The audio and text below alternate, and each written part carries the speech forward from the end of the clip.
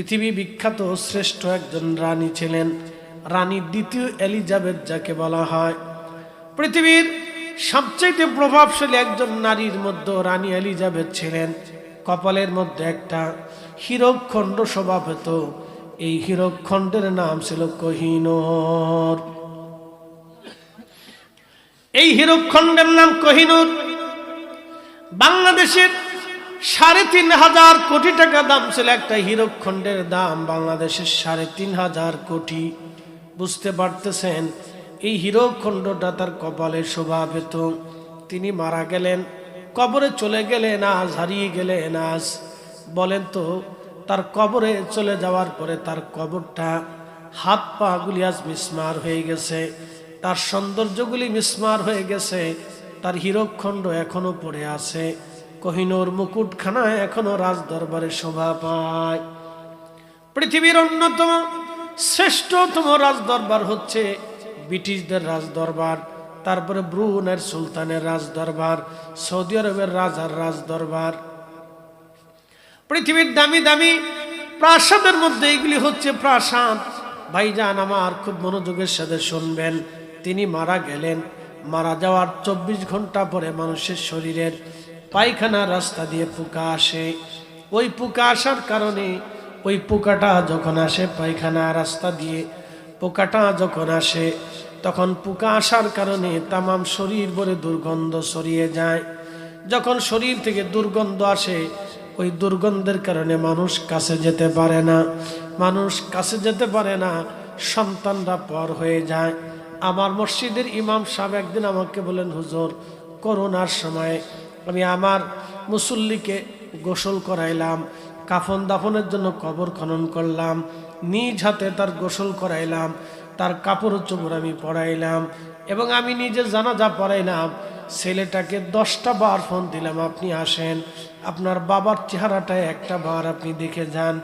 10টা বারই ছেলে জবাব দিল, হুজুর আপনি নিজে কাজ সেরে নেন, আপনি নিজে কাজ সেরে নেন, বাবার করোনা হয়েছে, আমি বাবার কাছে যেতে পারবো না। আমার মসজিদে ঢাকার শহরে করোনায় মানুষ চিনে দিয়ে গেছে, সন্তানও চিনেছে, সন্তানও করোনায় চিনেছে। করোনার ভয়ে সন্তান বাবার লাশের বসে আসলো না। তার মানে কি, এটা যদি হয় দুনিয়ার হালত, আল্লাহ বললেন ইয়াউমা ইয়াকুনুন নাসু কাল ফারাশিল মাবসুস।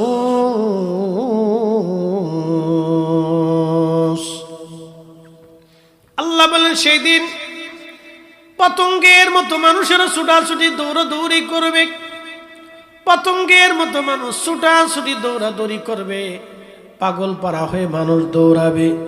আহা, কেউ কারো চেহারার দিকে তাকাবে না, সন্তান বাবা মার চেহারার দিকে তাকাবে না, বাবা মা সন্তানের চেহারার দিকে তাকাবে না। ভূমিকম্প বাংলাদেশে আঘাত করলো, এই ভূমিকম্পটা আবার আসবে। কেন আসবে? ভূতত্ত্ববিদরা বললেন 5 মিনিট পরেও আসতে পারে, অথবা 50 বছর পরেও এই ভূমিকম্পটা আসতে পারে। বলে প্রশ্ন, কেন আসবে? কত মানুষ মারা যাবে? শুধুমাত্র 8 স্কেলের ভূমিকম্প যদি বাংলাদেশে হয়, শুধুমাত্র 30 সেকেন্ডটা যদি ভূমিকম্প স্থায়ী হয়, তাহলে বাংলাদেশের 14 কোটি মানুষ ভূমিকম্পে আক্রান্ত হবে, 1 কোটি মানুষ স্পট ডেট হবে, 50 লক্ষ মানুষ শুধু ঢাকা শহরে মারা যাবে, সারা বাংলাদেশের 65% বিল্ডিং ধসে পড়বে এবং 85% ব্রিজগুলি ভেঙে যাবে। কি বুঝলেন এবার? 1 কোটি মানুষ মারা যাবে, জানাজা দেওয়ার মতো লোকের অভাব হবে, কোটি কোটি মানুষ ল্যাংড়া কানা বোবা হয়ে যাবে। বলে হুজুর এটা কি আসবে? হ্যাঁ, এটি ভূমিকম্প আসবে। বলে কেন আসবে? ভূমিকম্প কি বঙ্গোপসাগরের নিচে যেতে পারে না? হ্যাঁ, বঙ্গোপসাগরের নিচে যেতে পারে। বলে ভূমিকম্প কেন আসবে? 14টা কারণে দুনিয়াতে ভূমিকম্প আসবে। 1 নম্বর, যখন ন্যায় বিচার থাকবে না, ন্যায় বিচার থাকবে না, ন্যায় বিচার যখন ইনসাফ উঠে যাবে তখন ভূমিকম্প আসবে। ইনসাফ যখন উঠে যাবে, ন্যায় বিচার যখন থাকবে না, আপনি যদি একটু লক্ষ্য করেন তাম পৃথিবী ব্যাপী কোনো ন্যায় বিচার নাই। বলে হুজুর কেমনে বললেন? আমি বলি, ফিলিস্তিনের ৭৫ বছর ধরে ফিলিস্তিনি মানুষদেরকে হত্যা করা হয়, ৭৫ বছর ধরে ফিলিস্তিনিদের জমিন দখল করা হয়, এবং এই 2 বছরে ১.৫ লক্ষ ফিলিস্তিনি হত্যা করা হয়েছে। আজও পর্যন্ত হত্যাকারীদের কোনো বিচার হয় নাই। ১.৫ লক্ষের মতো রোহিঙ্গা হত্যা করা হয়েছে, জোর করে তাদের ভিটে মাটি থেকে রোহিঙ্গাদেরকে তাড়িয়ে দেওয়া হয়েছে। অথচ তাদের ইতিহাস ১২০০ বছর আগের ইতিহাস। রোহিঙ্গাদের ইতিহাস কিন্তু ২০০ বছর আগের ইতিহাস না, ১২০০ বছর আগের ইতিহাস। ১২০০ বছর ধরে যে জাতি একটা ভূখণ্ডের মধ্যে বসবাস করলো, শক্তি দেখেই অস্ত্রের ভয়ে তাদেরকে ঘর থেকে বের করে হত্যা করা হলো, ১.৫ লক্ষ রোহিঙ্গা মেরে ফেলে দেওয়া হলো। কিন্তু যারা মারলো তাদেরকে আজ পর্যন্ত পৃথিবীর আদালত বিচারের সম্মুখীন করতে পারে নাই। মুসলমান ইরাকে ৪ লক্ষ মানুষকে হত্যা করলো বুশ প্রশাসন, ৪ লক্ষ মানুষকে হত্যা করলো বুশ প্রশাসন। আজ পর্যন্ত প্রেসিডেন্ট বুশকে কোনোদিনও কোনো আদালতে আজ পর্যন্ত তাকে তোলা হয় নাই। তার মানে বোঝা গেল তাম দুনিয়াতে কোনো ইনসাফ বলে কোনো শব্দ নাই। এখন প্রশ্ন, তাহলে তাদের জন্য কি গজব আসছে? হ্যাঁ এসেছে। বলে হুজুর কোন সময় আসলো? গজবের নাম হলো করোনা ভাইরাস। তাম পৃথিবীতে ছড়িয়ে গেল করোনা ভাইরাস, তাম দুনিয়াতে ছড়িয়ে গেল, লকডাউন এসে গেল, জনজীবন স্থবির হয়ে গেল, রেলপথ বন্ধ হয়ে গেল, বিমান উড্ডয়ন পর্যন্ত বন্ধ হয়ে গেল, গাড়ি চলাচল বন্ধ হয়ে গেল, ব্যবসা বাণিজ্য স্থবির হয়ে গেল, মানুষ ঘরের মধ্যে বন্দী হয়ে গেল। তারপরেও কি তারা মানুষ বাঁচাইতে পেরেছে? না। শুধু ইউরোপ মহাদেশের ভিতরে, আমেরিকা মহাদেশে প্রায় ২০ থেকে ৩০ লক্ষ মানুষের জীবন চলে গেল। ২০ থেকে ৩০ লক্ষর মতো মানুষের জীবন চলে গেল। কোটি কোটি মানুষ করোনা রোগে আক্রান্ত হলো। সারা পৃথিবীতে ২০ থেকে ৩০ লক্ষ লক্ষ মানুষ মারা গেল। ২০ থেকে ৩০ লক্ষ ফ্যামিলির চোখের পানি আল্লাহ ঝরাইলেন। কোটি কোটি মানুষ আক্রান্ত হলো, ডাক্তাররা পর্যন্ত মারা গেল করোনা ভাইরাসে। কি বুঝলেন? আল্লাহর গজব আছে না নাই আপনি বুঝে নেন। আল্লাহর নবী বলেন 14টা কারণ পৃথিবীতে আসার পরে আকাশ থেকে ধেয়ে আসবে গজব। তার 1 নাম্বার গজব বলল আসমান থেকে পাথর নিক্ষেপ হতে পারে, 2 নাম্বার জমিনে ভূমিকম্প হবে, 3 নাম্বার দুর্ভিক্ষ আসবে, 4 নাম্বার বিভিন্ন ধরনের রোগ বালা মুসিবত মানুষের মধ্যে চাপিয়ে দেওয়া হবে। আপনি যদি খেয়াল করেন, আজ থেকে 50 বছর আগে এদেশের মানুষ ডায়াবেটিসের সাথে কোনো সম্পর্ক ছিল না।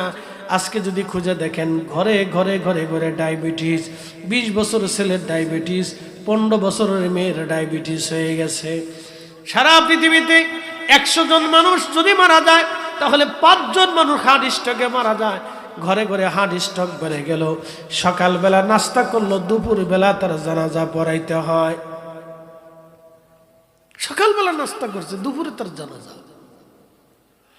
আল্লাহর নবী বলেন, উম্মতরে তাসবিহ দানা ছিঁড়ে দিলে একটার পর একটা, যেমন ছিঁড়ে ছিঁড়ে টাপ টাপ টাপ টাপ করে তাসবিহ দানা পড়ে, ঠিক ওইভাবে খোদার গজব তোমাদের মধ্যে, দুনিয়ার মধ্যে চেপে যাবে। সারা পৃথিবীতে কোটি কোটি মানুষ ডায়াবেটিসের সাথে সম্পৃক্ত। সারা বাংলাদেশের প্রায় 3.5 কোটি মানুষ কিডনি রোগের সাথে আক্রান্ত, প্রত্যক্ষ এবং পরোক্ষ।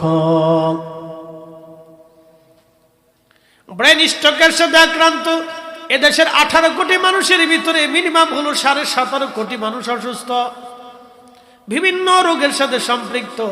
ভাই আমার বলবেন, হুজুর এইগুলি কেন আসলো? একটা কারণে না, 14টা কারণে বাংলাদেশে আসছে, সারা পৃথিবীতে আসছে। মহামারী আসছে, একটা মহামারী চলে গেল, আবার যে কোনো সময় আরেকটা মহামারী সারা পৃথিবীতে হানা দিবে, কোটি কোটি মানুষের জীবন কেড়ে নিয়ে নেবে। বাংলাদেশে আসতে পারে, অথবা বিশ্বযুদ্ধ শুরু হয়ে যেতে পারে। তাম পৃথিবী হত্যাযজ্ঞ, খুন হত্যাযজ্ঞ শুরু হবে। দেশে যেতে যুদ্ধ বেঁধে যাবে। বলে হুজুর এত গজব কেন আসবে? কিসের জন্য? 14টা কারণে। 1 নাম্বার, পৃথিবী থেকে যখন ইনসাফ উঠে যাবে, ন্যায় বিচার উঠে যাবে, আল্লাহর পক্ষ থেকে গজব আসবে। 2 নম্বর, রাষ্ট্রের কর্মচারী কর্মকর্তা, রাষ্ট্রের অধীনে অধিকৃত যারা থাকবে, রাষ্ট্রের গুরুত্বপূর্ণ দায়িত্বে যারা থাকবে, রাষ্ট্রীয় পদে যারা থাকবে, তারা রাষ্ট্রের অর্থকে নিজেদের অর্থ মনে করে ভোগ আনন্দ করবে। রাষ্ট্রের টাকা তারা মেরে মেরে খাবে। রাষ্ট্রের গরিবের হক, অন্ধের হক, ল্যাংড়ার হক, বোবার হক, কানার হক, বিধবার হক, এতিমের হক, দুস্থের হক যখন তারা মেরে মেরে দিবে, আল্লাহর নবী বললেন আল্লাহর আকাশ থেকে তখন গজবের জন্য তোমরা অপেক্ষা করবে। খোদার গজব আসবে। 3 নম্বর, আমানত নষ্ট হয়ে যাবে।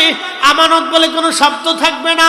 আজকে আপনি যদি দেখেন আমানত বলে কিছুই নাই বাংলাদেশে, যদি বিশ্বাস না করেন 2-4-5 লক্ষ টাকা কাগজ কলম ছাড়া কাউর একটু হাওলাত দিয়ে দেখেন, আমানত মরে গেছে। টাকা তো পাবেন না, টাকা উঠাইতে যে যুদ্ধ করা লাগবে, মারামারি লাগবে, সালিশ দরবার লাগবে। তাহলে আমানত আছে না নাই? না না, আমানত কই আছে? আমানত মরে গেছে। যদি আরো আমানত বুঝতে চান, আপনার সুন্দরী মেয়েটাকে রাস্তায় ছেড়ে দেন। রাত 10টার পরে যদি আপনি ছেড়ে দেন, ও মুসলমান, এই যে আপনার রাজনগরবাসী, রাজনগর থেকে একটা মেয়েকে রাত 10টার পরে যদি আপনি ছেড়ে দেন, 16 থেকে 20 বছরে একটা মেয়ে যদি আপনি ছেড়ে দেয়া বলেন মা আমার তুমি একা একা ঢাকার শহরে যাও, মেয়েটা ঢাকার শহর পর্যন্ত যাবে, কোনো গ্যারান্টি বাংলাদেশে দিতে পারবেন না। এই কথা কর না কেন? বাংলাদেশে কোনো গ্যারান্টি, বাংলাদেশে নয়, ইন্ডিয়াতেও, পাকিস্তানে, এই 3 দেশের কোন দেশই নেই। এই 3 দেশের কোন দেশেই নাই। কোন গ্যারান্টি আপনি দিতে পারবেন না। এই অবস্থা, তার অর্থ কি? তার অর্থ হলো আমানত বাংলাদেশে নাই, আমানত বাংলাদেশে মরে গেছে। যদি আরো বিশ্বাস করতে না চান, যদি আরো বিশ্বাস করতে না চান, তাহলে আপনি আপনাকে আরেকটু ভালো করে বোঝাই ভাই আমার, 2-1 দিন মাঝে মধ্যে ঘরের দরজা খুলে বসে থাকেন, ঘরের দরজা খুলে রাত্রিবেলা ঘুমায়েন, তারপরেই বুঝবেন আমানত কোন জায়গা মরে গেছে। কি কথা কর না কেন? জোরে বলেন। ঘরের ভিতর গরু থাকতেছে না, গরু চুরি লয়ে যায়। মসজিদের চাল আবেঙ্গি লয়ে যায়। মসজিদের জুতার নিরাপত্তা আছে? আপনি পরেরটা হিসাব পরে করেন। তাহলে আমানত কোথায় আছে বলে? ও আমানত রহমতুল্লাহ শেষ, বাংলাদেশে আমানত নাই, আমানত নাই। এগুলি আল্লাহর গজব, এগুলির কারণে গজব। আমি বলিনি তো, এটা 1450 বছর আগে আল্লাহ রাসূল বলছেন ওয়াদাউল আমানা, উম্মত আমানত মেরে ফেলবে, আমানত কোনো শব্দ থাকবে না। আচ্ছা, আপনাদেরকে একটা কথা বলি, কোরআন শরীফ নাজিল হলো কত বছর বয়সে? নবীজির 40-এ। তো 40 বছর বয়সে কোরআন আসলো। বাকি জিন্দেগিতে আল্লাহর নবী কি করলেন? এই 40 বছরে কি করেছিলেন? এই 40 বছরে আল্লাহর নবীজি কালেমার দাওয়াত দেন নাই, শরীয়ত ছিল না, নামাজ ছিল না, রোজা ছিল না, হজ ছিল না, যাকাত ছিল না। তাহলে এই 40 বছরের কাজ কি ছিল? 40 বছরের নবীজি উম্মতকে আমানত শিক্ষা দিয়েছেন, সত্যবাদিতা শিক্ষা দিয়েছেন, ন্যায়বাদিতা শিক্ষা দিয়েছেন, ইনসাফ শিক্ষা দিয়েছেন, এবং তিনি গরিব দরিদ্র মেহনতি মানুষের পক্ষে দাঁড়িয়েছেন, শ্রমিকের জন্য দাঁড়িয়েছেন, বিধবার পাশে দাঁড়িয়েছেন, দুস্থের পাশে দাঁড়িয়েছেন, এতিমের হক রক্ষা করেছেন। কি কথা বলেন, ঠিক না বেটি? নবীজির ইতিহাস আপনি ভালো করে পড়ে দেখেন। তাহলে 40 বছর কি কাজ করছেন?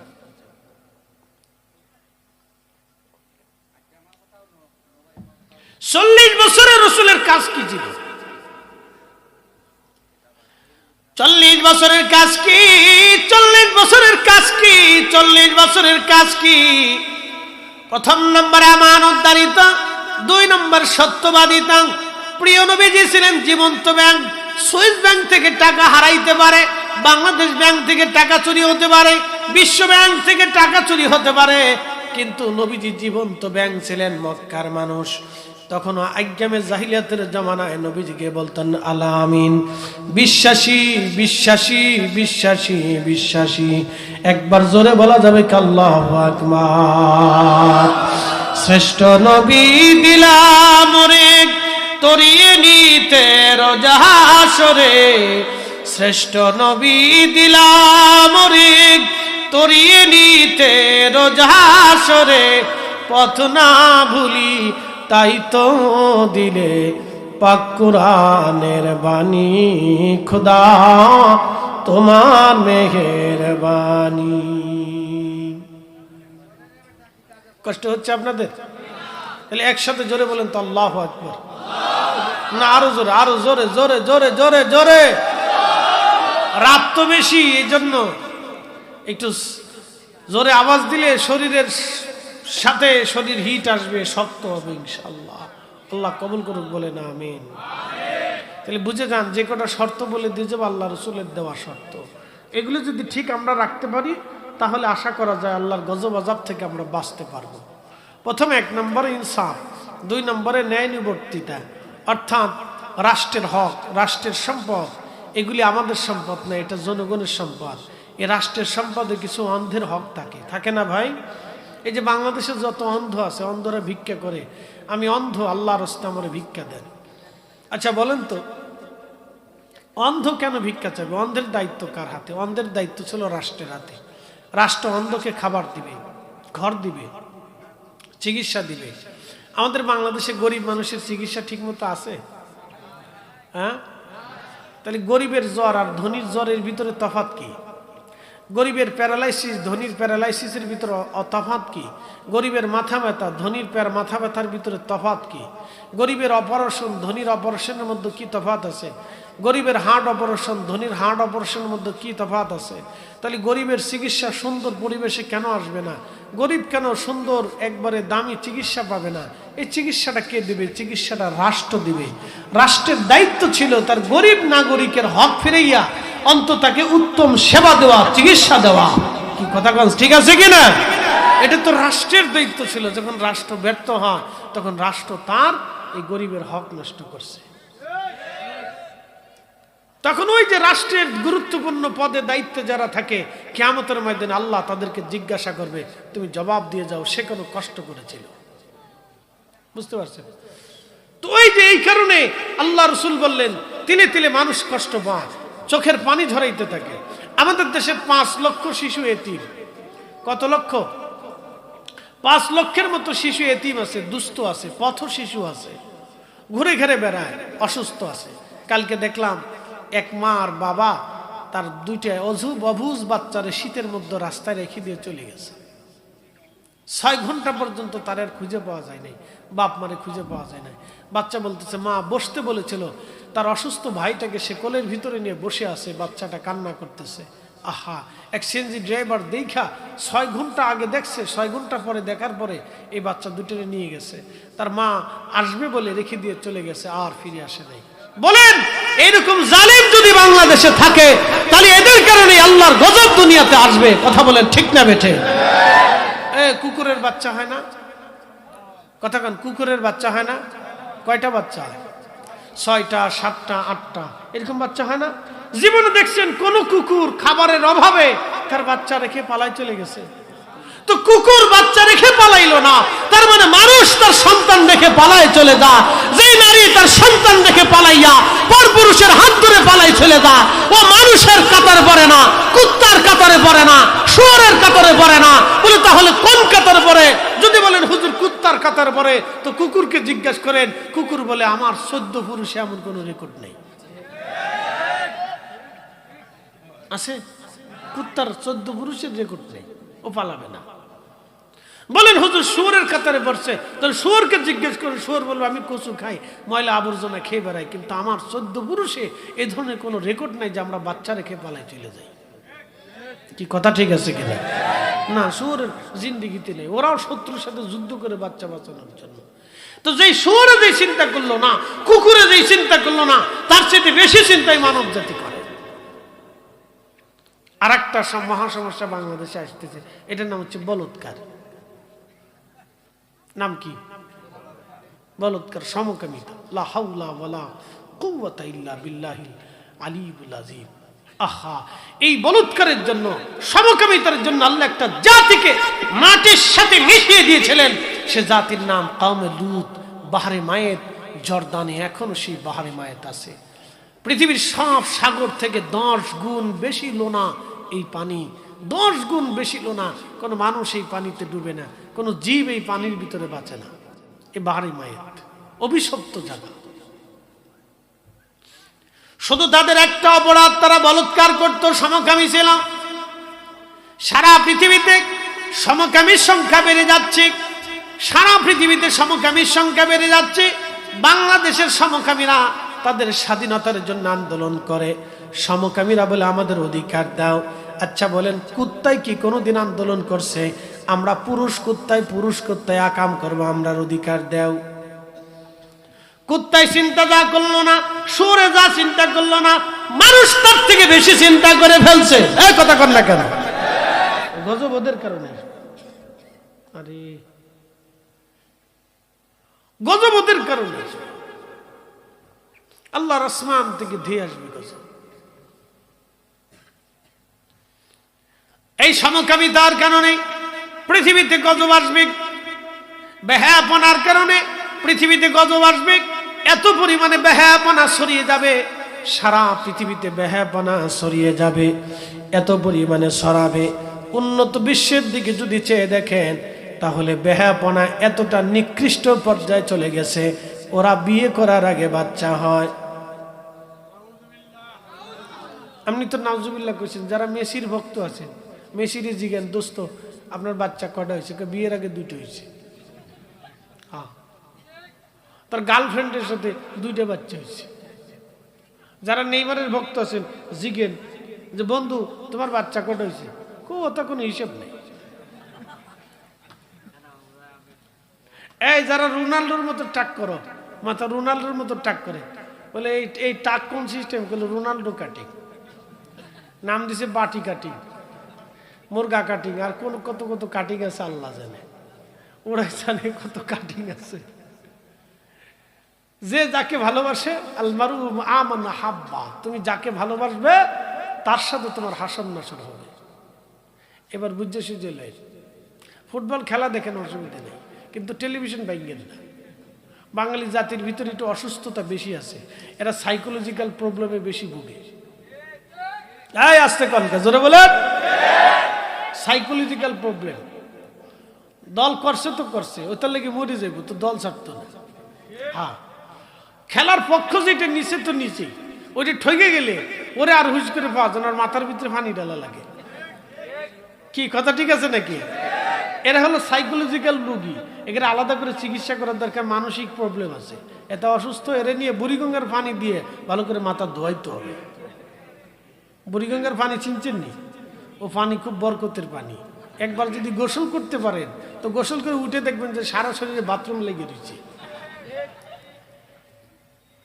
খুব দামি পানি ওটা।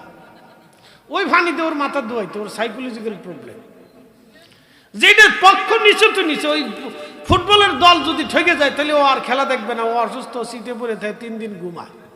ওরে বাপরে বাপ, খেলা খেলে ওরা আর্জেন্টিনা ব্রাজিলে, টিভি ভাঙে ওরা বাংলাদেশে।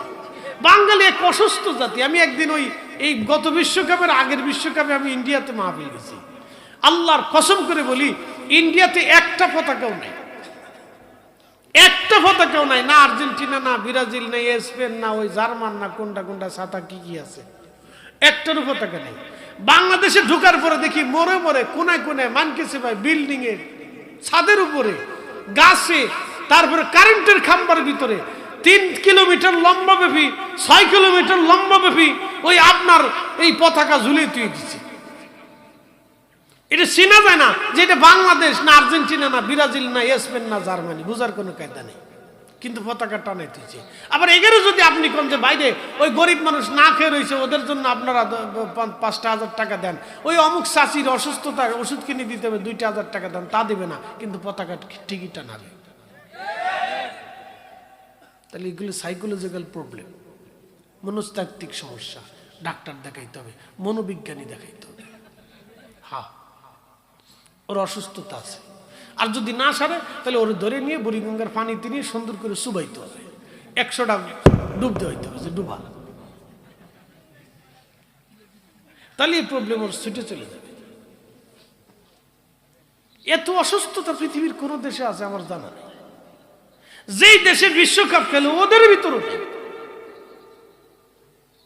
বাপরে বাপ, ফুটবল খেলা নিয়ে 2 গ্রামের মারামারি, কুবাকুবিতে 3 জন নিহত, 6 জন আহত, আর 5 জনের ঠ্যাং উপরে ঝুলিয়ে তুই দিচ্ছে। শুনলে হ্যাঁ, ওর নাম বলার দরকার নেই, সব বাড়ি বালা। আমি জানি আপনার ফরিদপুরে সারাদিন মারামারি লাগছে, সারাদিন পিটি শহরে, পরে শেষে শুনে যে সিঙ্গারা নিয়ে লাগছে। আমি শুনি হাসতে হাসতে পাচ্ছি না। আমি আরে খুদা, আমার জিন্দিগির কপালটাই শেষ। সিঙ্গারা নিয়ে 5টা সিঙ্গারা নিয়ে পিটি লাগছে, সারা শহরে পিটে, যে যারে পরে হেরে পিটায়, লাস্টে যে যারে পড়ছে হেরে পিটাইছে, পরে শুনে আরে সিঙ্গারা নিয়ে লাগছে। বুঝতে পারছি, মেড ইন বাংলাদেশ। আপনাদের এই নবীগঞ্জে লাগলো মারামারি একবার, সকাল থেকে সন্ধ্যা পর্যন্ত পিটি, যে যারে পারে হেরে পিটে। কি লেগেছে পিটে? লাস্টে খুঁজে দেখে যে না, এলাকায় ওই দোকানের কি নিয়ে লাগছে, যেন কেনাকাটা নিয়ে লাগছে। ঝগড়ার থেকে সূত্রপাত, সারা এলাকায় পিটে। কাই রে, ওকে ধর রে, ওকে পিটে রে। আমি গেছি সেই ওই কুন্ডা নাসিরনগরে, মাহফিল করতে ঢুকছি, গাড়ি নিয়ে কেবল ঢুকার পরে দেখি বাজারের ভিতরে হইছই। তাই আমি চিন্তা করলাম তাহলে কাজ হয়ে গেছে আজকে। আমি গাড়ি সরাইয়া স্কুলের ভিতরে ঢুকেই সারতে পারি না, দিক দিয়ে মাইকে ঘোষণা দিয়ে দিছে যার যা আছে তাই নিয়ে নামে। বাইরে ভাই সন্ধ্যার পরে আন্ধার রাত্রে যে যারে পারতেছে এরে মারতেছে। 3-4 জন পুলিশ আহত হয়েছে। পরে আমার গাড়ির উপরে 10-15টা দিয়ে ঢাল সরকি নিয়ে এসে আমার গাড়ি ভাঙবার এসে আমাকে এই দাঁড়া, থাম। আমি হুজুর ওয়াজ করবার আইছি, তোরা মারিস না। চিন্তা করেন কি দেশে বাস করে।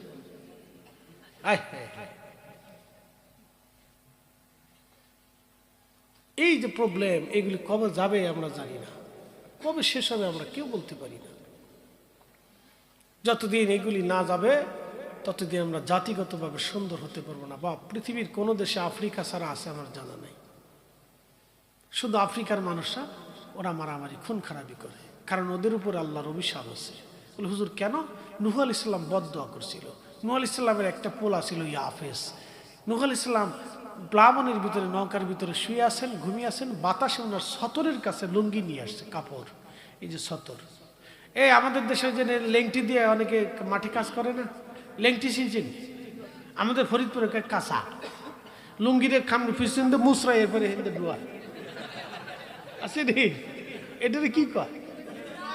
হ্যাঁ, বেশ কি ওই লেংটি কোন ফেস্তে কোন আর কাঁচাই কোন, যেটাই কোন ছাতা, এমনি ফাঁসার এমনি সুন্দর করে মশরে ঘুরাইয়া লুঙ্গিটারে এমনি পিছন দিয়ে গুতায়, তারপরে কুদাল নিয়ে আল কুবাচ্ছে।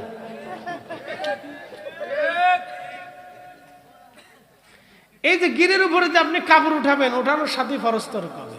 জোহরের নামাজ না পড়লে যে গুনাহ, গিরের উপরে কাপড় উঠালে সেই গুনাহ। ফরজ তরক করছেন, এক কথাই শেষ। আর বেডিদের হলো টাকনুর উপরে কাপড় উঠালে, এই যে টাকনুর নিচে পাঁর উপরে, এই টাকনুর উপরে কাপড় উঠালে বেডিকের ফরজ তরকের গুনাহ। কিন্তু বেডিরা কাপড় উঠায় উপরে, আর বেডারা কাপড় নামায় নিচে। বেডিরা উপরে কাপড় উঠায় উড়ে, এটা বলে স্টাইল।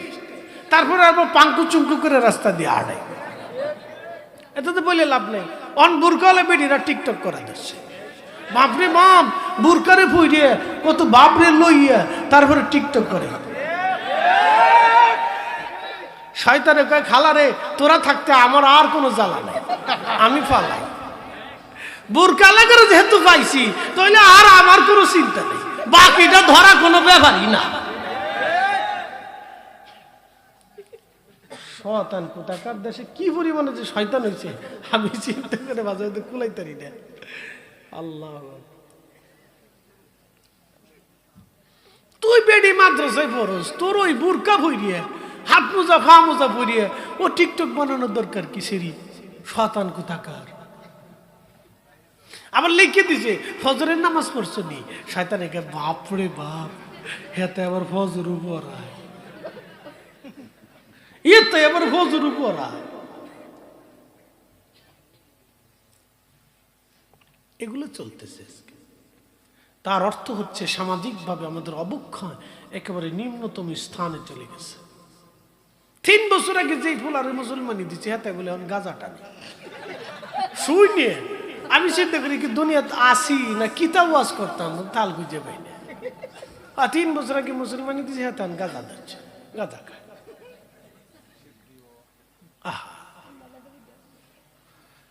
প্রিয় উপস্থিতি হাজিরিন, প্রিয় নবী বললেন বেহায়াপনা তামাম দুনিয়াতে ছড়িয়ে যাবে। প্রকাশ্য মানুষ জানা করবে, প্রকাশ্য নারীরা নাচানাচি করবে, বেহায়াপনা হবে। তখন তোমরা খোদার গজবের অপেক্ষায় থাকবা, আল্লাহর গজবের অপেক্ষায় থাকবে। প্রিয় নবী বলেন আমার উম্মতেরা আহা প্রকাশ্য গান বাদ্য চলতে থাকবে, প্রকাশ্য গান বাজনা। তার বাস্তব প্রমাণ হলো মোবাইল। কি কথা কর না কেন, ঠিক আছে কিনা? বাইরে ভাই এদেশের ল্যাংটা বয়াতেও যদি আসে তাহলে দেখবেন হাজার হাজার মানুষ গেছে গান শোনার জন্য। ওই সময় টুনা টুনি, লেডা লেডি, টুনা টুনি, বেড়া বুড়ি, উরি বাপরি বাপ, খুতুরি, কোথার থেকে আসি এরা গান শুনতে চলেছে। ওই পাশে মেলা হচ্ছে, মেলা কত মানুষ যে মেলার ভিতরে ঢুকছে সারাদিনে, বাপরে বাপ। উত্তরবঙ্গে মাহফিলে গেলাম, ওদিকে প্রচুর মানুষ হয়। এক মাহফিলে গেছি, মেলার ভিতর দিয়ে আমার নিয়ে যাচ্ছে খাবার জন্য। বাপরে বাপ, আমার ঠেলে সারতে পারেনি এত মানুষ। যত বেডারা তত বেডিরা, উরে বেডি, বাপরে বাপ, সব মেলার ভিতরে ঢুকছে। যত বেড়া তত বেডি, সমানে সমানে পাল্লা দিয়ে। তার মানে বুঝে গেল মাহফিল পর্যন্ত আজকে বাদ যাচ্ছে না। পাশে কোরআন সুন্নাহর আলোচনা, পাশে বেড়া বেডি একসাথে তারা মার্কেট করতেছে, কেনাকাটা করতেছে, প্যাবু ব্যাবু প্যাবু ব্যাবু। হ্যাঁ, টুবলা টাবলি যা ছিল হয়েছে। এগুলি কিয়ামতের আলামত। কি কথা কর না কেন, না বুবা হয়ে গেছে না, লারা চারা দিচ্ছেন না, ঠান্ডা কি জমে গেলেন কেন? কি তাহলে একসাথে বলেন আল্লাহু আকবার, আরো জোরে বলে, আরো জোরে। আল্লাহর নবী বললেন বেহায়াপনা তামাম দুনিয়াতে ছড়িয়ে যাবে। তখন গজবের অপেক্ষা করবে, প্রচুর পরিমাণে গান বাদ্য বাজবে, এত পরিমাণে হবে প্রকাশ্যে গান বাদ্য চলবে, প্রকাশ্যে নাচানাচি হবে, প্রকাশ্য জানা হবে। আজকে প্রকাশ্য যদি জানা দেখতে চান তাহলে আপনারা বিনোদন কেন্দ্রের মধ্যে চলে যাবেন, পার্কে চলে যাবেন, বিনোদন কেন্দ্রে সি বিচগুলিতে চলে যাবেন। যাওয়ার পরে দেখবেন বেহায়াপনার কোনো শেষ নাই। এটা তামাম পৃথিবীতে মহামারীর মতো ছড়িয়ে গেছে। আল্লাহ এই কারণে একটা রোগ দুনিয়াতে ছড়িয়ে দিয়েছেন, এই রোগের নাম হলো এইডস। তাম দুনিয়াতে যৌন রোগ আল্লাহ ছড়িয়ে দিয়েছে, ভাইরাস ছড়িয়ে গেছে সারা পৃথিবী ব্যাপী, সারা পৃথিবী ব্যাপী ছড়িয়ে গেছে। সারা পৃথিবী ব্যাপী রোগ ছড়িয়ে গেছে, যৌন রোগ এত ভয়াবহ ভাবে ছড়িয়ে গেছে তাম পৃথিবীতে। এটা আল্লাহর পক্ষ থেকে গজব, আল্লাহর পক্ষ থেকে গজব। ধীরে ধীরে পুরুষের শক্তি কমে যাবে, নারীদের শক্তি বেড়ে যাবে। পুরুষের সংখ্যা কমে যাবে, নারীদের সংখ্যা বেড়ে যাবে। বাড়তে বাড়তে একজন পুরুষ 50 জন নারী ভাগে পাবে। এটা কিয়ামতের আলামতের সুগনার একেবারে শেষ পর্যায়ে আসবে। একজন পুরুষ 50 জন নারী ভাগে পাবে, তখন পুরুষরা নির্যাতনের শিকার হবে। নারীরা পুরুষদেরকে ধরে নিয়ে যাবে, কঠিন পরিস্থিতি হবে। তখন ভয়াবহ পরিস্থিতি এমন পর্যায়ে চলে আসবে, তখন আলেম জালেম সাধারণ আর সবাই পরিস্থিতির শিকার হয়ে যাবে, ভয়াবহ শিকারের মধ্যে পড়ে যাবে তারা। এভাবে যদি চলতে থাকে, নবীজি বললেন তখন কিয়ামতের অপেক্ষা করো, বুঝবা কিয়ামত আসার বেশি সময় নাই। কিয়ামত ঘনিয়ে যাবে, মানুষের আয়ু কমে যাবে, হঠাৎ মৃত্যুর সংখ্যা বেড়ে যাবে, নানান নিত্য নতুন রোগ আসবে। রোগের চিকিৎসা পর্যন্ত ডাক্তাররা খুঁজে পাবে না। আজকে বলেন তো, ডায়াবেটিস এমন একটা রোগ যার নিরাময়ের কোনো ওষুধ আজও পর্যন্ত আবিষ্কার হয় নাই। না, নিরাময়ের কোনো ওষুধ নেই, কোনো ওষুধ নেই। পৃথিবীর এত বিজ্ঞানীরা এত গবেষণা করতেছে, এটা নিরাময়ের কোনো ওষুধ নেই, কিন্তু ঘরে ঘরে ছড়িয়ে যাচ্ছে। এটা আল্লাহর গজব, যে কারো হয়ে যাচ্ছে। একবার যদি কেউ হার্ট স্ট্রোক করে জীবনে আর ভালো হবে না, একবার যদি কেউ ব্রেন স্ট্রোক করে জীবনে আর সুস্থ হবে না, না জীবনেও আর হবে না। কোনো ওষুধ নেই, কোনো ওষুধ নাই, জীবনেও আর সুস্থ হবে না, কোনো ওষুধ নাই। একবার যদি ক্যান্সার হয়ে যায় তাহলে জীবনে পরিপূর্ণ মতো সুস্থ হয় না। একবারে পরিপূর্ণ মতো সুস্থতার কোনো ওষুধ এখনো হয় নাই, চেষ্টা চলতেছে ভাই আমার। এইভাবে আল্লাহর গজব তিলে তিলে নামতে থাকবে। আরো একটা কারণে গজব নবী বললেন আসবে, সন্তানরা পিতা মাতার অবাধ্য হয়ে যাবে, বাবা মা আরো অবাধ্য হয়ে যাবে। কোটি কোটি কোটি কোটি মানুষের ভিতরে লক্ষ লক্ষ সন্তানরা বাবা মার অবাধ্য হবে। আজকে সেই সমাজ এসে গেছে, বাবা আমাকে এ দেশের 100% যুবকের ভিতরে প্রায় 80% যুবকরা বাবা মাকে মানে না। কি কথা কন না কেন? 100%-এর ভিতরে 80% মানে না। 80% যুবকরা বাবা মাকে মানে না। বাবা মা নীরবে নিভৃতে নির্জনে সন্তান কর্তৃক লাঞ্ছিত হয়। সেদিন খবরে দেখলাম একজন ভদ্রলোক, তিনি ঢাকা কলেজের সাবেক ইংলিশ প্রফেসর ছিলেন। আমাদের রাজবাড়ির ট্রেন স্টেশনে বসে আছে। সাংবাদিক জিজ্ঞেস করলেন, এই বৃদ্ধ কালে আপনার পরিচয় কি? তিনি ইংরেজিতে বললেন, আমি সাবেক ঢাকা কলেজের ইংরেজি ডিপার্টমেন্টের প্রফেসর। বলে আপনার ছেলে সন্তান? বলে 3 ছেলে। তো আপনি এখানে ট্রেন স্টেশনে? বলে ছেলেরা যেভাবে কথা বলে এটার ওয়েটা আমি নিতে পারতেছি না। শিক্ষিত মানুষ তো ঠান্ডা মাথায় বলে দিলেন, ছেলেদের কথা আর ওজন আমি নিতে পারতেছি না। মানে ছেলেরা দুর্ব্যবহার করে, মনের কষ্ট নিয়ে বের হয়ে চলে আসছে বাবা। বুঝেন তো, একটা শিক্ষিত পরিবারে হায়ার এডুকেটেড পার্সন, বাংলাদেশের একটা ইউনিভার্সিটি কলেজের সে ইংলিশ ডিপার্টমেন্টের প্রফেসর, তার যদি হালত হতে পারে তাহলে সাধারণদের কি অবস্থা হবে বুঝুন। আপনি বুঝুন তাহলে বাংলাদেশের কি পরিবেশ আছে, কি কঠিন পরিবেশ আছে। এখন কি ওয়াজ করতাম, মাঝে মধ্যে চিন্তা করি যে কিতা ওয়াজ করতাম, কোন দিকে ওয়াজ করবো, কেমনে বুঝাইতাম, নিজেও বুঝার কুল কিনারা খুঁজে পাই না। কিভাবে বুঝাইলে যে আপনারা বুঝবেন। পৃথিবীতে বাংলাদেশিদের মতো এত ওয়াজ পৃথিবীর কোনো দেশে হয় না ভাই। আমি মালদ্বীপে গেছি, ও দেশে কোনো ওয়াজ নেই। বাঙালিরা মাহফিল দিছে ভিলা কলেজে, আমি মাহফিল করে চলে আসছি। এটা ঘুরে ঘুরে দেখলাম সাগরের চারপাশ দিয়ে ছোট্ট দ্বীপ রাষ্ট্র। মৌলভীবাজার শহরটা যতটুকু, মালে রাজধানীটা ততটুকু, চারিপাশে সাগর, ছোট ছোট দ্বীপ দিয়ে 1200 দ্বীপ গঠিত দিয়ে একটা ছোট্ট দেশের নাম মালদ্বীপ। অর্থনীতিতে আমাদের থেকে সেরা, ওদের 1 টাকা আমাদের 6 টাকা। অর্থনীতিতে আমাদের দেশ থেকে সেরা। মারামারি নাই, পিডিপিডি নাই, খুন খারাপি নাই, ডাকাতি নাই, রাহাজানি নাই, চুরি নাই, সাপটাপি নাই, ধর্ষণ নাই, পিডিপিডি নাই, খাবারে কোনো ভেজাল নাই, পণ্য সামগ্রীর ভিতরে 2 নম্বরই নেই, সিটারই নেই। সারা বিদেশিরা নির্বিঘ্নে ওদের দিয়ে ঘুরতেছে, কেউ কাউরে কিছু কয় না। মুসলমানরা নামাজ পড়তেছে, কোনো ভিক্ষুক নেই, কোনো ভিখারি নেই। ভিক্ষা কি করবে?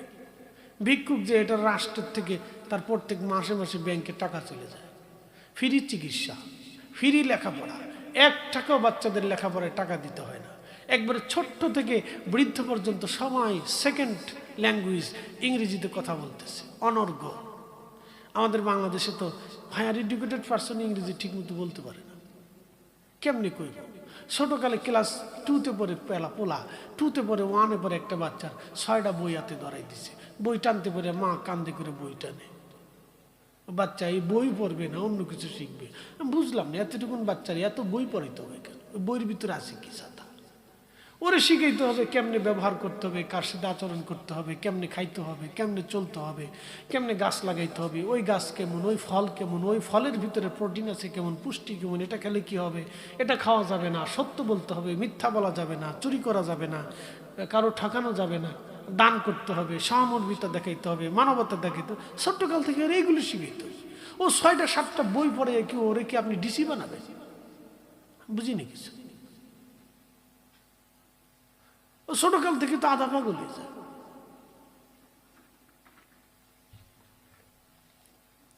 প্রিয় উপস্থিতি হাজিরিন, কি বলবো আমি, বলার তো কিছু নাই। এত সুন্দর একটা দ্বীপ রাষ্ট্র, তারা এত সুখে শান্তিতে বসবাস করে, রাজনৈতিক কোনো ঝামেলা নাই। কত সুন্দর তারা তাদের দেশে বসবাস করতেছে, নামাজ পড়তেছে, কেরাত পড়তেছে। মাগরিবের নামাজের সময় দেখলাম দ্বীপের ভিতরে মসজিদের বাহিরের মাইক চালাই দিয়ে ইমাম সাহেব নামাজ পড়াচ্ছে। কোরআনের আয়াতের স্লোগান আওয়াজ সারা এলাকার মধ্যে ছড়িয়ে গেল। ইমাম সাহেবের আয়াতের তেলাওয়াত এত সুন্দর, শ্রুতি মধুর, মনে হচ্ছে হারামে হারামে কোরআন তেলাওয়াত চলতেছে। এত সুন্দর, এত সুন্দর তেলাওয়াত চলতেছে, কত সুন্দর। মাইকের বাহির আওয়াজ ছেড়ে দিছে, কোরআন তেলাওয়াত চলতেছে, নামাজ পড়তেছে। বাংলাদেশে ওইগুলো শিক্ষের করতো, ওটা বেদাত। কথা কথা বেদাত, এটা বুঝতো না।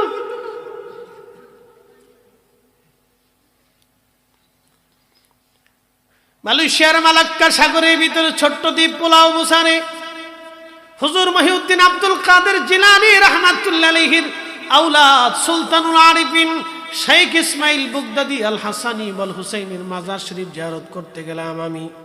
সাগরের ভিতরে ছোট্ট একটা দ্বীপের ভিতরে মাজার, কত সুন্দর। আমি নামাজ পড়তে গেলাম জিয়ারতের জন্য, কত চমৎকার জায়গা, মনোরম পরিবেশ, সাগরের নির্মল বাতাস দিয়ে আসতেছে, খুবই সুন্দর একটা দ্বীপ। এই দ্বীপের ভিতরে আমি গেলাম, মাজার শরীফ জিয়ারত করতে গেলাম, জোহরের নামাজ পড়তে গেলাম। দেখি আজানের আগে মুয়াজ্জিন সাহেব 15 মিনিট পর্যন্ত দুরূদ শরীফ পড়লো। আসতে হলো কেন, জোরে বলে। বাংলাদেশে হলে বেদাতকে সিল্লাইয়া মুনাজের আজম, পাতিলের আতঙ্ক, এক একজন বিশ্ববিখ্যাত শাইখে মাদানি হয়ে গেছে এক একটা। এরা খালি ধর্ম চলে গেছে, অথচ ঘুষখোর আজ পর্যন্ত দেশে বন্ধ করতে পারে না। এই ঘুষখোরের জ্বালা বাংলাদেশটা আজকে ধ্বংস হয়ে গেছে। কি কথা বলেন আপনি? এই দেশের ঘুষখোর বন্ধ করে দেন, কিচ্ছু করা লাগবে না, দেশে একবারে তারের মতো সুযোগ হয়েছে। এদেশের সব আলেমরা ফির মাসাইকরা এক জায়গায় বসে যদি সিদ্ধান্ত নেয়, আমরা বাংলাদেশে কোনো ঘুষ করে টাকা নেব না, ওর টাকা মসজিদ হবে না, মাদ্রাসা হবে না, এতিমখানা হবে না, ওর টাকা আমরা নেব না, ওর সাথে আত্মীয়তা করবো না, ওর জানাজার নামাজ আমরা পড়াবো না, ওর কবরও দেব না, দেখবেন যে ঘুষখোর কমে গেছে। 95% ঘুষখোর দেখবেন নাই, শেষ। ও দাফন হয়ে যাবে মাটির নিচে। আমরা হেতালে নাই, আমরা হচ্ছে মিলাদ বন্ধ করতে। মিলাদুন নবীর জুলুস করলে আর এক দলের শরীরের ভিতরে সেতে উঠে যায়, তার শরীরে চুলকানি লাগে, ওনার চুলকাচ্ছে, ওনার চুলকাচ্ছে, ওনার তখন চুলকানি লাগে। কষ্ট দিচ্ছে আপনার। আল হক মুররুন, হক হলো তিতা, উস্তে উস্তে করল্লা।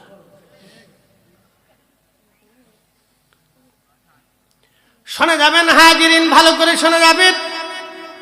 15 মিনিট পর্যন্ত দুরূদ শরীফ পড়ার পর আজান দিলেন, নামাজ শেষ হয়ে গেল, মিলাদ শরীফ পড়লাম। ভাবলাম বুঝে আমাদের দেশে মিলাদ আছে, দেখলাম না, মালয়েশিয়ার ওই সাগরের ভিতরে হুজুর গাউসে পাকের আওলাদের মাজার মসজিদের খানকাতে মিলাদ হলো। মিলাদ শরীফ শেষে দোয়া করা হলো। একবার আওয়াজ তুলে বলবেন কি মারহাবা।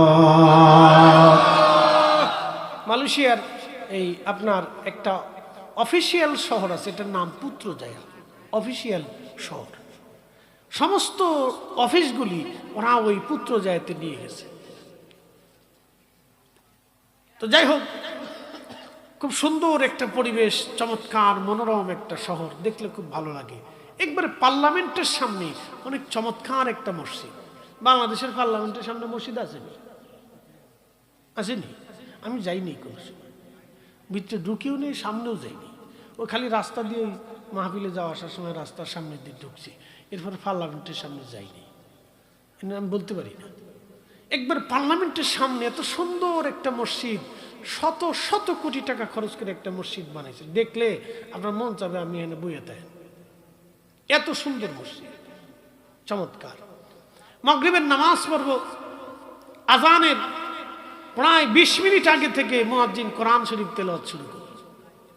কি চমৎকার, খুব সুন্দর লাহানে মুয়াজ্জিন তেলাওয়াত করতেছে, কারি অত্যন্ত চমৎকার, একবারে মিশরী কারীদের মতো কোরআন তেলাওয়াত করলো ছেলেটা। কোরআন শরীফ তেলাওয়াত করার পর একটু দুরূদ শরীফ পড়লো, পরে আজান দিল। খালি বেদাতের ধাক্কা দেখি বাংলাদেশে, বুঝলাম না কিছু, এর কি মাথার ভিতরে গন্ডগোল আছে নাকি। কোরআন শরীফ তেলাওয়াত করে আজান দিল, কত সুন্দর। মুসল্লিরা নামাজ আসলে ইমাম সাহেব নামাজ পড়াইলেন। একজন ডক্টর, সম্ভবত আজহার থেকে পারে, লোকটা অত্যন্ত ভালো, তার তেলাওয়াত অত্যন্ত চমৎকার, আমার কাছে খুব ভালো লাগছে। মনোরম ভাবে তেলাওয়াত করলেন, সাউন্ডিং সিস্টেম অত্যন্ত সুন্দর, আধুনিক প্রযুক্তির, খুব সুন্দর লাগলো। নামাজ পড়ে খুব শান্তি পাইলাম। তো ওরা শাফি মাযহাব, তো ওরা মাযহাবগত শাফি, কিন্তু আকীদাগত আহলুস সুন্নাহ ওয়াল জামাত। একসাথে বলবেন না মারহাবা। মাযহাব শাফিঈ, আমরা যেমন মাযহাব হানাফি, এরা হচ্ছে মাযহাবের শাফি। ইন্দোনেশিয়া, মালয়েশিয়া, ব্রুনাই, ফিলিপাইন্স, ওরা শাফি মাযহাব ফলো করে, আমরা হানাফি মাযহাব ফলো করি।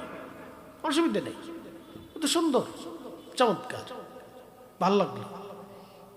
মালদ্বীপও শাফি মাযহাব, ওরা শাফি ফলো করে। খুব মনোযোগ দিবেন হাজিরিন ভাই আমার। আমি এই দিকে যেমন মূল আলোচনার দিকে ফিরে যাচ্ছি। আমাদের দেশে যতদিন যায় ততদিন আমরা পাপের দিকে নিমজ্জিত হচ্ছি। বাবা মারা বাধ্য হলো, একজন না দুইজন না, এইভাবে হাজার হাজার লক্ষ লক্ষ সন্তানরা বাবা মার অবাধ্য হয়ে যাচ্ছে। যত বেশি অবাধ্য হবে তত বেশি আল্লাহর আসমান থেকে গজব আসবে। শুনে যান আপনারা পরিসংখ্যান, সারা পৃথিবীর উন্নত বিশ্বগুলিতে আর একটা সমস্যা আছে।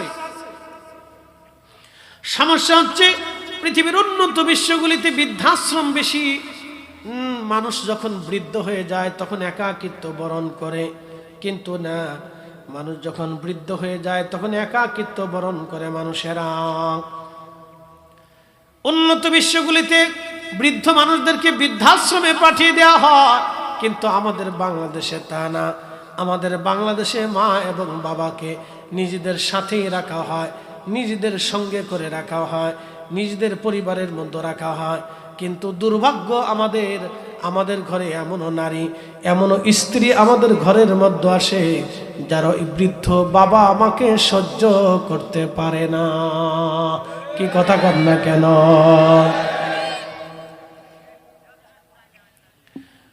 মুসলমান,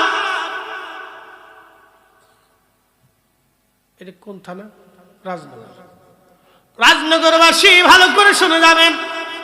পৃথিবীর উন্নত বিশ্বের নারীরা জ্ঞানে বিজ্ঞানে অনেক আগানো, অনেক বড় মেধাবী, ডক্টর, ডাক্তার, উদ্যোক্তা, অর্থনীতিবিদ, ব্যবসায়ী। তারা নতুন নতুন প্রজেক্ট করে। তারা যদি কৃষিকাজও করে দেখবেন, তারা নতুন নতুন প্রজেক্ট করে। নারীরা কৃষিকাজ সামলায়, বড় বড় খামার করে। আমাদের দেশের নারীদের কাজ কি? ঘরের ভিতরে থাকে। আমাদের দেশের নারীরা কি কাজ করে জানেননি?